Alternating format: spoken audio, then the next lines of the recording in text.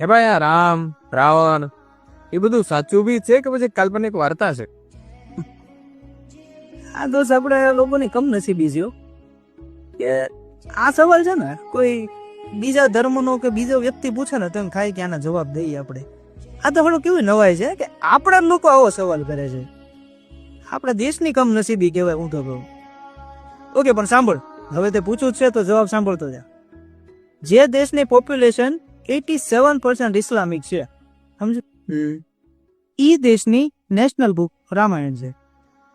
Indonesia એક લેખક છે કામિલ બુલ્ક કરી, એમણે એમની બુકમાં એવું લખ્યું હતું કે એ એકવાર ઇન્ડોનેશિયાના ગામમાં ફરવા નીકળ્યા ને તો એક મુસ્લિમ શિક્ષક એના બાળકોને રામાયણ શીખવાડતા હતા.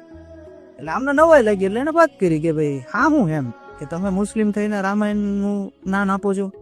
તો એને કીધું હતું કે આ બુકમાંથી મારા સ્ટુડન્ટને છે ને હાઈ વેલ્યુ એથિક્સ અને મોરલ શીખવા મળે છે, સમજે.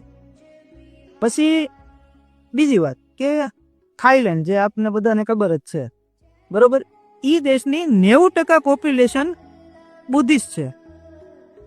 તો ઈ દેશની નેશનલ બુક રામાયણ છે, જેને એ લોકો રામાકીન નામે ઓળખે છે.